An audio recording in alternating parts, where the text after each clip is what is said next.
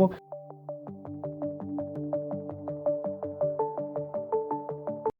prevention of cracks formation and fracture. Superficial cracks due to thermal stresses is avoided by slow cooling. Surface scratches due to grinding should be eliminated by smoothing and by further fusing. During tooth preparation, reduce areas of high stresses. Internal line angle should be rounded. There should be no areas of sudden change in thickness of porcelain. We must have constant thickness of porcelain. Gingival finishing margin should be smooth shoulders. Finishing angle should be 90 to root surface. ये angle जो है ये cavity designing में मैंने बताया था, cavity के part थे, एमलगम में मैंने बताए थे, तो मैं वो दोबारा रिपीट नहीं कर सकता। वीडियो की लेंथ इंक्रीज़ हो रही है तो आप एमलगम वाले वीडियोज़ में ये देख सकते हैं। इंटरनल लाइन एंगल क्या है, जिंजाइवल फिनिशिंग क्या है, बॉर्डर्स क्या है, सब मैंने उसमें बताए हैं।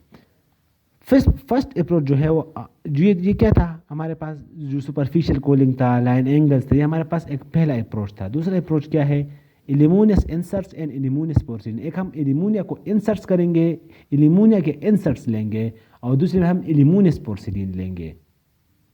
आपको समझ आ रही है? ये मुख्तलिफ मेथड्स है पोर्सिलिन को इनकारपोरेट करने के पोर्सिलिन में, ताकि एल्यूमिनिया जो पोर्सिलिन में इनकारपोरेट हो जाए, ताकि क्रैकिंग को स्टॉप कर सके। देखो सब कुछ यहाँ पर लिखा है, लेकिन बैकग्राउंड आपके साथ ये होना चाहिए। Major disadvantage of porcelain is brittleness. Several methods are used to prevent cracks on the inner surface of the porcelain. देखो आउटर सरफेस तो हमारे पास क्या है, ग्लेज्ड है। आपने देखा है आउटर सरफेस क्या है, ग्लेज्ड है। ये जो क्रैक प्रोपेगेट होता है ये किस सरफेस से प्रोपेगेट होता है, अनग्लेज्ड सरफेस से, और अनग्लेज्ड सरफेस कौन सा है, इनर सरफेस है। तो आपने इस बात को याद रखना है, जब भी पोर्सिलिन में क्रैक प्रोपेगेट होता है तो इनर सरफेस होता है, क्योंकि इनर सरफेस हमारे पास क्या है, नॉन ग्लेज्ड है। तो आपने इस बात को याद रखना है। One approach is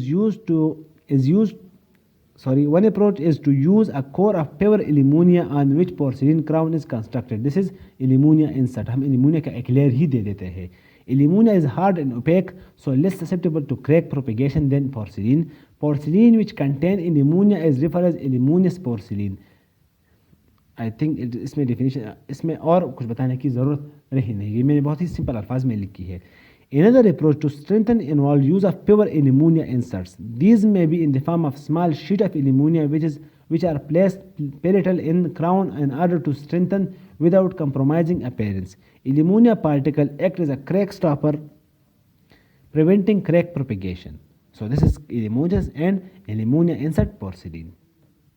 अच्छा, improvement in properties of the material is because of good mechanical properties due to alumina. It is opaque and therefore only used to construct inner core region of porcelain crown which is need reinforcement. देखो ये reinforcement हो रही है ताकि crack को stop कर रही है। हम और भी प्रोसीजर से कर सकते हैं। एक हमारे पास है आयन स्ट्रेंथनिंग, एक हमारे पास है थर्मल कंट्रैक्शन। एक हमारे पास कौन सा है, आयन स्ट्रेंथनिंग है, और एक हमारे पास क्या है, थर्मल कंट्रैक्शन है। आयन स्ट्रेंथनिंग में क्या होता है कि हम जो पोर्सिलिन में हमारे पास जो सोडियम थे उसको हम रिप्लेस कर लेते हैं पोटाशियम में, तो मोनोवेलेंट आयंस रिप्लेस हुए डाईवेलेंट में, तो कौन सा ज़्यादा स्पेस प्रोवाइड करेगा, ऑब्वियसली जो हमारे पास कंप्रेसिव फोर्स किस जो ज़्यादा स्पेस प्रोवाइड करेगा, तो ये क्रैक पर क्या करेगा। देखो इस बात को समझो, ये हमारे पास एक क्रैक है, ये सोडियम है फॉर एग्जांपल, ये दोनों क्या है, सोडियम है, स्मॉल स्पेस ऑक्यूपाई की है, ये पोटाशियम है फॉर एग्जांपल।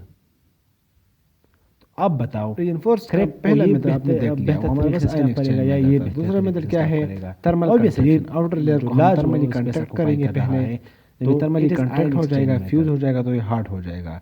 पर हम इनर सरफेस को हीट करेंगे, फ्यूज करेंगे, तो उसमें क्रैक क्रिएट होने के चांसेस होंगे, क्योंकि इनर सरफेस अनग्लेज्ड है।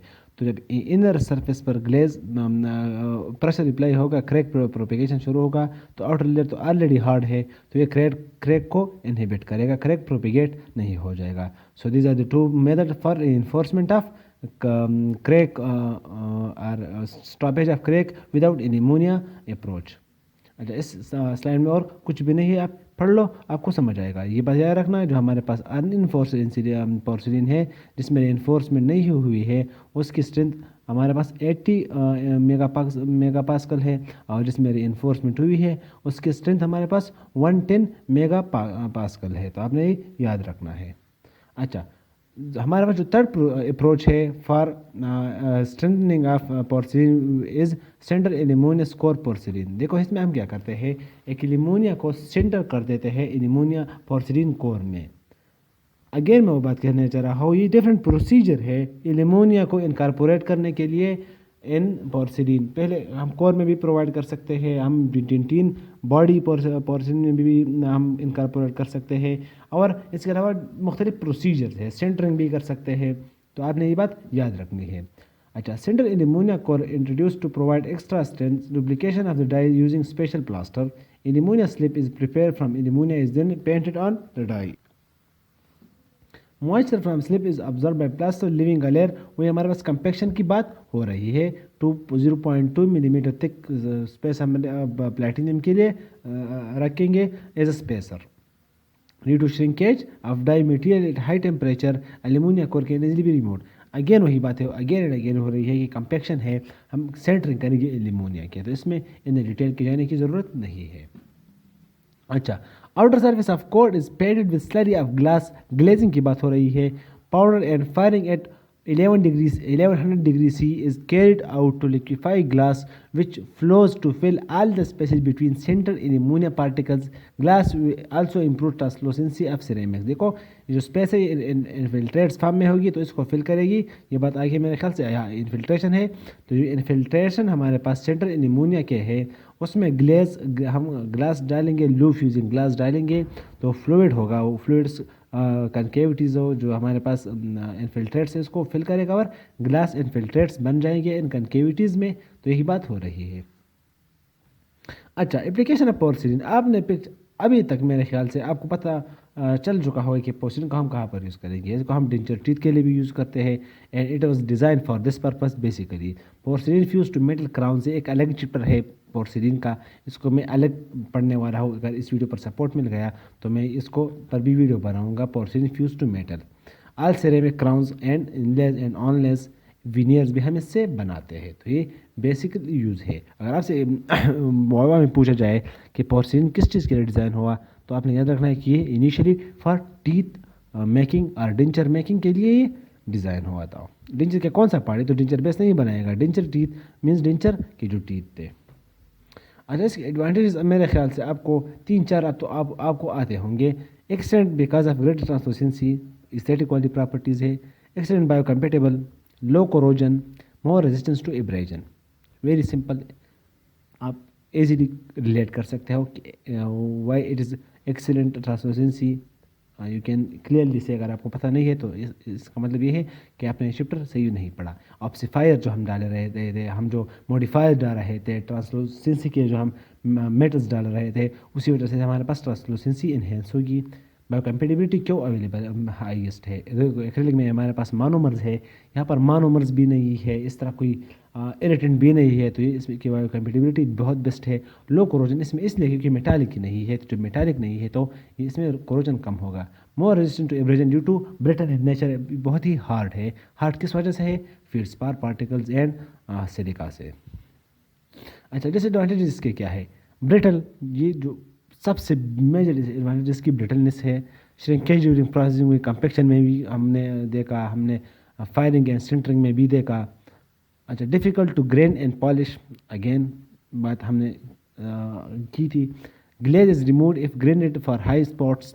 डेंसिटीज़ है, ये एक बहुत कंफ्यूजिंग आप कह लिया, इसमें अक्सर स्टूडेंट्स कंफ्यूज हो जाते हैं कि इसकी डेंसिटी की वजह से ये हेवियर है तो इसकी क्या डिसएडवांटेजेस है। इसलिए डिसएडवांटेजेस ये कि हमारे जो टीथ है वो फिर डेंचर में नहीं रहेंगे, ग्रेविटी की वजह से अपर जो डेंचर है वो फिर हमारे पास डिसलॉज वेरपेज होने के चांसेस है। क्लिकिंग साउंड प्रोड्यूस करते हैं। क्लिकिंग साउंड जो आपने जब आपके घर में जो कंटेनर्स होंगे और जो डिफरेंट हमारे पास यूटेंसिल्स है उसको आप एक दूसरे के साथ अक्सर जब लगते हैं तो आवाज़ करते हैं, तो उसको क्लिकिंग साउंड कहते हैं। Produce stresses in acrylic denture base due to mismatch in coefficient of thermal expansion.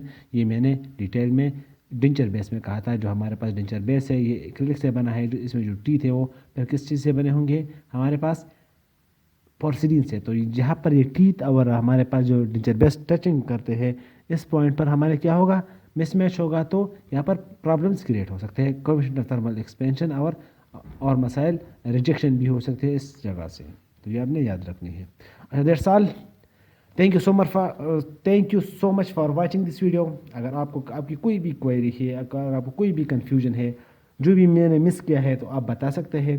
देखो मिकैम में कैट कैम भी इसके साथ दिया है, पोर्सिन फ्यूज टू मेटल भी इसके साथ दिया है, लेकिन उसको मैं अलग वीडियो में बनाऊंगा। अगर इस वीडियो पर 1K लाइक्स आ गए तो मैं इसको उस पर फिर ज़रूर वीडियो बनाऊंगा। Thank you so much for watching.